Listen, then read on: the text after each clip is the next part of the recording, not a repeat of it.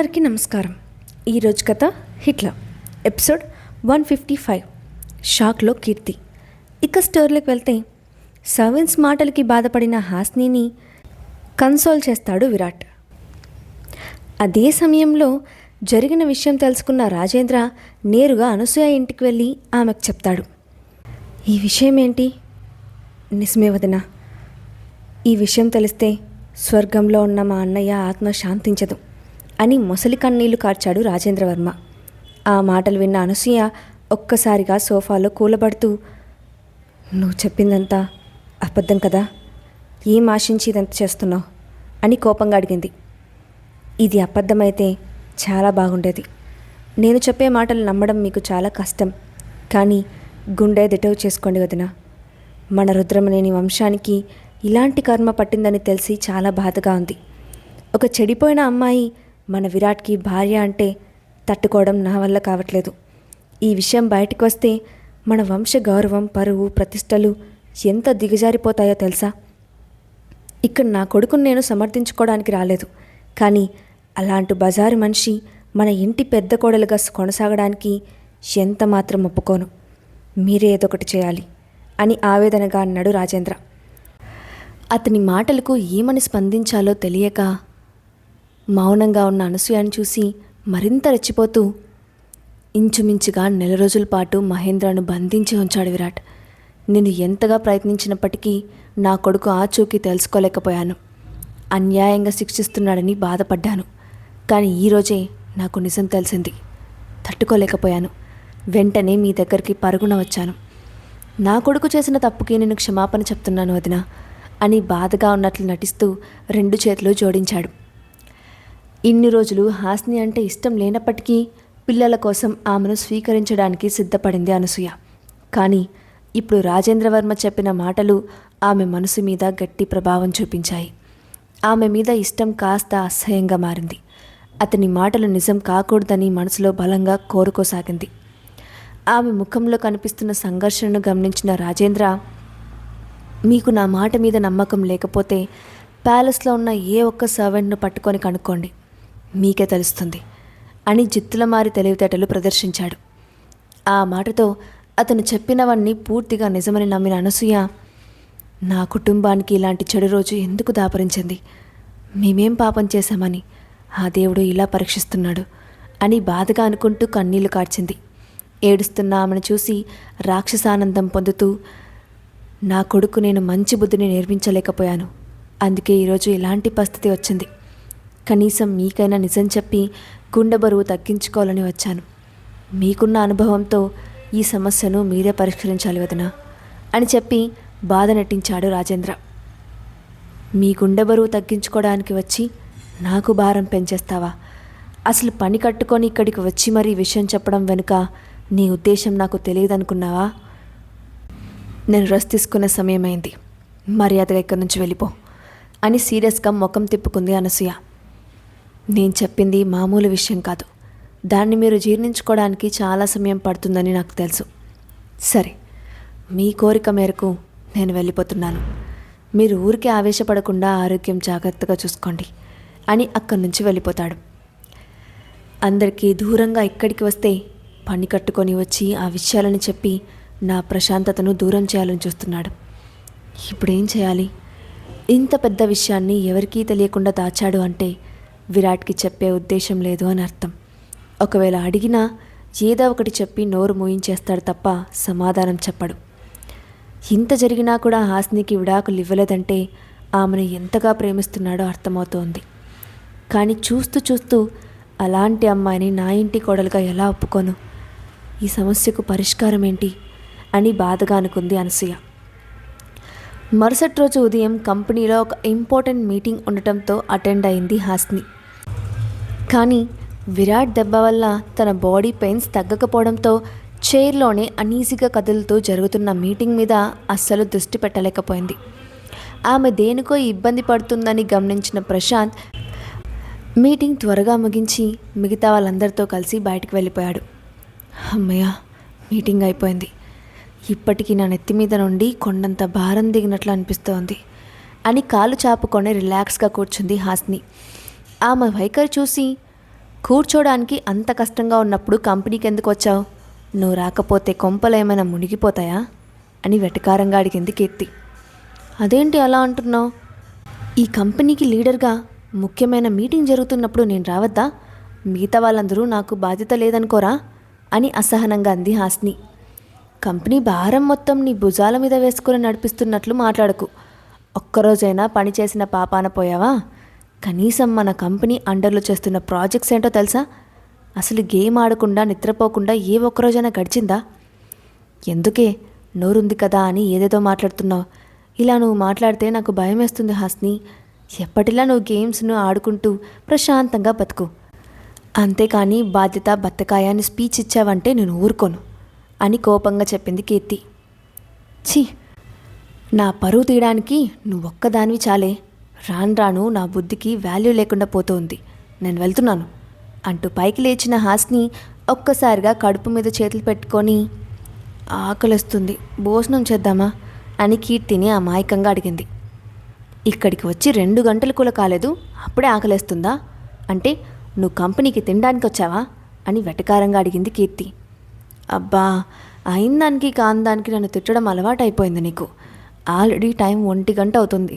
లంచ్కి వస్తావా రావా అని అడిగింది హాస్ని. నాకు ఇంకొక 10 నిమిషాలు పని ఉంది, అప్పటి వరకు వెయిట్ చేయి, వస్తా అని చెప్పింది. సరే, అప్పటి వరకు నేను కింద ఉంటాను, వీరంత తొందరగా వర్క్ ఫినిష్ చేసుకొని వచ్చాయి అని కీర్తికి చెప్పి కిందకు వచ్చిన హాస్ని నేరుగా గేటు దగ్గరికి వెళ్ళి నిల్చొని బయట ఉన్న షాప్స్ వైపు దృష్టి సారించింది. ఇంతలో ఒక బ్లాక్ కలర్ బెంచ్ కార్ వచ్చి ఆమె ముందాగింది. అందులో నుండి దిగిన రక్షిత్ని చూసిన హాస్ని గజగజ వణికిపోతూ వేగంగా అక్కడి నుంచి పరుగుపెట్టింది. అయితే అతన్ని చూసిన కంగారులో కంపెనీ లోపలికి బదులు బయటకు పరుగు తీసింది. ఆమెను చూసి ఈ హాస్నికి ఏమైంది, అలా పరుగు పెడుతుంది, ఎక్కడికి వెళ్తుంది అనుకుంటూ వేగంగా ఆమెను వెంబడించి ఆమె చేతిని గట్టిగా పట్టుకొని ఆపాడు రక్షిత్. అతని పట్టు నుండి విడిపించుకోవడానికి ప్రయత్నిస్తున్న హాస్ని వైపు కోపంగా ఒక చూపు చూసి ఆమె చేతి మీద బలం పెంచి ఆఫీస్ కార్డర్లోకి లాక్కొచ్చాడు రక్షిత్. నీకేమైనా పిచ్చా? నన్ను ఎందుకు లాక్కొస్తున్నావు? పని మీద బయటకు వెళ్ళాలి, నా దారికి అడ్డు తొలగు అని కోపంగా అరిచింది హాస్ని. ఆమె అరుపులకు ఏమాత్రం లక్ష్య పెట్టకుండా ఇంకా దగ్గరికి వెళ్ళి కళ్ళల్లోకి కళ్ళు పెట్టి చూస్తూ, నన్ను చూసి ఎందుకు పారిపోతున్నావు? భయంగా నీ మొహం ఎందుకంత డల్గా ఉంది? విరాట్ నిన్ను బాగా ఇబ్బంది పెడుతున్నాడా అని కన్సంగా అడిగాడు రక్షిత్. నేను ఎక్కడికి వెళ్తే నీకెందుకు, నా మొహం ఎలా ఉంటే నీకెందుకు? నాకు నా భర్తకు మధ్య చాలా ఉంటాయి, అవన్నీ నీకు చెప్పాల్సిన అవసరం నాకు లేదు. అయినా నా గురించి అడగడానికి నీకేం హక్కు ఉంది? పక్కకి తప్పుకుంటే నా దారిలో నేను వెళ్తాను అని కోపంగా మొహం తిప్పేసుకుంది హాస్ని. నేనెవరినో, నాకున్న హక్కులు ఏమిటో నీకు తొందరలోనే తెలుస్తుందిగా. సరే, ఈ విషయాన్ని వదిలే. నీకు విరాట్కి మధ్య ఉన్న ప్రాబ్లమ్స్ అన్నీ సాల్వ్ అయిపోయాయి అనుకుంటా కదా. మొన్న ప్యాలెస్కి వస్తే మీరిద్దరూ కనీసం గదిలో నుంచి బయటకు కూడా రాలేదు. ఏంటి సంగతి, బాగా ఎంజాయ్ చేస్తున్నారా అని వంకరగా నవ్వాడు రక్షిత్. అతనితో మాట్లాడటం ఇష్టం లేనట్లు అసహ్యంగా ఒక చూపు చూసి పక్క నుండి వెళ్ళడానికి ప్రయత్నించింది హాస్ని. కానీ ఆమె వెళ్ళడానికి వీలు లేకుండా భుజం పట్టుకొని వెనుకున్న గోడకి దాపు చేసి, నా నుంచి తప్పించుకొని వెళ్ళడం అంత సులభం అనుకుంటున్నావా? నేను చెప్పేది వినకుండా నువ్వు ఇక్కడి నుంచి వెళ్ళలేవు, అది గుర్తుపెట్టుకో అని క్రూరంగా నవ్వాడు రక్షిత్. అతని ప్రవర్తనకి విసిగిపోయిన హాస్ని, నీకు కొంచెం కూడా సిగ్గులేదా? కొన్ని సంవత్సరాలుగా విరాట్ నువ్వు ఫ్రెండ్స్ కదా. స్నేహితులకి వెన్నుపోటు పడవటం, అతని భార్యను ఇబ్బంది పెట్టేలా మాట్లాడటం తప్పని అనిపించట్లేదా? నిన్ను ఇష్టపడే వాళ్ళని వదిలేసి నా వెంట ఎందుకు పడుతున్నావు? ఏం ఆశించి ఇదంతా చేస్తున్నావు? ఇంతకుముందు నువ్వు చేసిన పనిని విరాట్ గారికి చెప్పకుండా దాచి తప్పు చేశాను. అప్పుడే గనక చెప్పేసుంటే నీ బెడద వదిలిపోయేది. నిన్ను చూస్తేనే చంపేయాలన్నంత కోపం వస్తోంది. ఇంకొక్క నిమిషం నా కళ్ళ ముందు ఉన్నా ఏం చేస్తానో నాకే తెలియదు. ఇక్కడి నుంచి వెళ్ళిపో అని గట్టిగా అరిచింది. ఓ చిల్ బేబీ, ఎందుకు ఊరికే హైపర్ అవుతున్నావు? ఇంత కోపం నీ ఆరోగ్యానికి మంచిది కాదు, కంట్రోల్ చేసుకో. నీకొక విషయం తెలుసా? కేవలం నీ కోసం నేను విరాట్తో ఉన్న పర్సనల్ అండ్ ప్రొఫెషనల్ రిలేషన్షిప్స్ని బ్రేక్ చేసుకుంటున్నాను. ఇక నాకు నచ్చింది నేను చేసుకోవచ్చు, ఎలాంటి అడ్డు లేదు. నా నిర్ణయం వల్ల నీకు కూడా హ్యాపీగా ఉంది కదా అని అడిగాడు రక్షిత్. అతని మాటలకి షాక్ అవుతూ, మళ్ళీ ఇంకొక కొత్త సమస్య. అసలు దేవుడికి నా మీద ఎందుకు అంత కోపం? ఈ మధ్యనే కదా మహేంద్ర వల్ల ఏర్పడిన సమస్యని సాల్వ్ చేసుకున్నాను. మళ్ళీ ఈ రక్షిత్ రూపంలో ఇంకో సమస్య సృష్టిస్తున్నాడా? అసలు నా జీవితంలో బాధలు తప్ప సంతోషాలు అనేవే ఉండవా అని బాధగా అనుకుంటూ నిశ్శబ్దంగా ఉండిపోయింది హాస్ని. హే, ఎందుకంత సైలెంట్గా ఉన్నావు? నోరు తెరిచి మాట్లాడు. నేనేం చేసినా నీకోసమే కదా. అర్థం చేసుకోవడానికి ప్రయత్నించు. నువ్వు విరాట్ కంటే నా దగ్గరే సంతోషంగా ఉంటావు అని సర్ది చెప్పేందుకు ప్రయత్నించాడు రక్షిత్. నాకు ఆల్రెడీ పెళ్ళైపోయింది. పిచ్చి పిచ్చి వేషాలు వేయకుండా నాకు దూరంగా ఉండు. ఈ విషయం విరాట్ గారికి తెలిస్తే నిన్ను చంపేస్తారు. అనవసరంగా ప్రాణాలు పోగొట్టుకోకు అని హెచ్చరించింది హాస్ని. ఓహో, నీ భర్త అంత గొప్పోడా? అంత సత్తా ఉందా అని హేళనగా అడిగిన రక్షిత్కు, నీ లిమిట్స్లో నువ్వుండు. నేను నా భర్తతో చాలా అంటే చాలా సంతోషంగా ఉన్నాను. ఈ ఇన్ఫర్మేషన్ సరిపోతుందా? ఇంకేమన్నా కావాలా అని కోపంతో అతని ఫేస్ని కొట్టింది హాస్ని. నన్నే కొడతావా అని కోపంగా అడుగుతూ ముందుకు వచ్చిన అతన్ని చూసి భయపడిన హాస్ని, నీ మాటలకి కోపం వచ్చి అలా చేశాను. I'm really sorry. నా లైఫ్ ఇప్పుడిప్పుడే కాస్త ప్రశాంతంగా మారుతోంది. దయచేసి దాన్ని డిస్టర్బ్ చేయకు. ఈ ప్రపంచంలో నీకు తగ్గ అమ్మాయి ఎక్కడో పుట్టి ఉంటుంది. నన్ను ఇలా వదిలి అని వేడుకుంది. నేను ఆల్రెడీ నిర్ణయం తీసేసుకున్నాను. వెనక్కి తగ్గే ప్రసక్తే లేదు. విరాట్కి చెప్తే భయపడతానని అనుకున్నావా? ఈ రక్షిత్కి ఒకరిని భయపెట్టడం తప్ప భయపడడం తెలీదు. ఆ విరాట్ కంటే ఎందులో తక్కువ? చింతగా చెప్తున్నా, ఎందుకు వాడి కోసం అంతగా పడిచేస్తున్నావు? ఎలాగో వాళ్ళ ఇంట్లో నువ్వు ఎవరికి ఇష్టం లేదు కదా. ఆ అవకాశాన్ని ఉపయోగించుకొని నా దగ్గరికి ఎందుకు రాకూడదు అని ప్రశ్నించాడు రక్షిత్. యూ ఇడియట్, నీ కళ్ళకు నేను ఎలా కనిపిస్తున్నాను? ఎథిక్స్ లేని అమ్మాయిలా కనిపిస్తున్నానా? నేను నా భర్తను వదిలి రావడం జరగని పని. నీకు భయపడుతున్నాను కదా అని రెచ్చిపోతున్నావు. తెగిస్తే నా అంత చెడ్డవాళ్ళు ఉండరు. పక్కకి తప్పుకో అని ఆవేశంగా అతని భుజం మీద చేయి వేసింది హాస్ని. ఆమె చేతి మీద చేయి వేసి, కూల్ బేబీ, నువ్వేం వరి అవ్వకు, అంతా నేను చూసుకుంటాను కదా అని రక్షిత్ చెప్తూ ఉండగా, ఇక్కడ ఏం జరుగుతుంది అని ఒక సీరియస్ వాయిస్ వినిపించింది. ఆ గొంతు గుర్తుపట్టిన హాస్ని తమకు కాస్త దూరంలో నిలబడి సీరియస్గా చూస్తున్న కీర్తిని చూసి షాక్ అయింది. ఒక్క క్షణం కాలం స్తంభించినట్లయింది. కీర్తి ఎలా రియాక్ట్ అవుతుందో ఆమెకు అర్థం కాలేదు. ఇంతలో రక్షిత్ భుజం మీద తన చేయి ఉండటంతో గబుక్కను తీసేసి, కీర్తి, నువ్వు అనుకుంటున్నట్టు ఇక్కడేం జరగలేదు. నీకు అంతా నేను చెప్తాను. దయచేసి తప్పుగా అనుకోకు అని రిక్వెస్ట్ చేస్తూ ఆమె దగ్గరికి వెళ్ళింది హాస్ని. ఎందుకు బేబీ భయపడుతున్నావు? మన మధ్య జరుగుతున్న విషయం తనకి తెలిస్తే ఏమవుతుంది చెప్పు అంటూ దగ్గరికి వచ్చి హాస్ని భుజం మీద మళ్ళీ చేయి వేశాడు రక్షిత్. పిచ్చివాగుడు వాగితే పళ్ళు రాలు కొడతాను. అనవసరంగా మ్యాటర్ పెద్దది చేయకుండా నోరు మూసుకొనుండు అని అతనికి కోపంగా చెప్పింది. కీర్తి, అతను చెప్పిన మాటలు ఏం పట్టించుకోకు. నీకు నీ ఫ్రెండ్ మీద నమ్మకం ఉంది కదా అని బాధగా అడిగింది.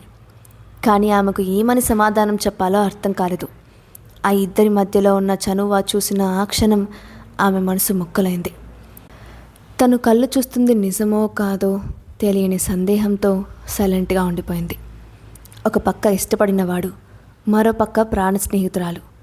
ఎవరిని సపోర్ట్ చేయాలో, ఎవరి మాటలు నమ్మాలో అర్థం కాలేదు. తనకే తెలియకుండా తన వెనక ఏదో జరుగుతుందన్న అనుమానం ఆమెను నిలవనివ్వలేదు.